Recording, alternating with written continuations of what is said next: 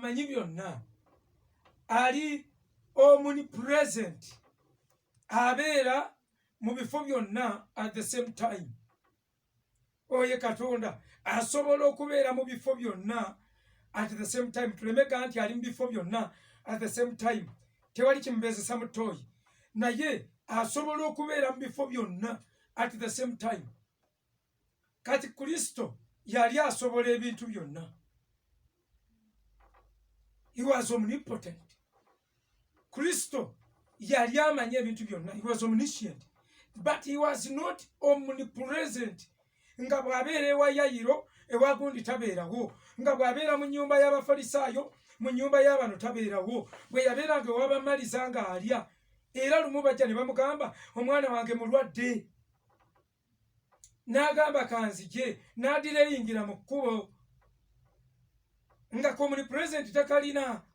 Naye obudde bwe bwatuuka ng'amaliriza mission, agamba kitange, buno bwe bulamu obutaggwaawo okutegeera gwe Katonda omu ow'amazima ne Kristo gwe watuma. Kitange, nzizaayo mu kitiibwa kye nali nakyo mu bulamba, olwo ayambala ekitiibwa kiri. Bw'amala okufa ku musaalaba, kati asobola okufuna kye bayita omnipresence. He can be everywhere at the same time.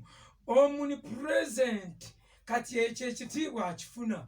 Olwo ffenna tumufuna. Buli akkiriza aba n'ekitiibwa kino, n'afuna omusana guno ne gwaka mu mutima gwe. Naye omusana tegumala. Bwe gumala okwaka mu mutima gwe, nga bwe yayogera nti nze musana, waliwo ekyama amaanyi amangi Bayibuli geyogeddeko nti kyegava gava eri Katonda nga tegava eri ffe. It is not in any man is making. Ne gajja gye tuli. Amaanyi ago ge tuyita outpouring of the Holy Spirit.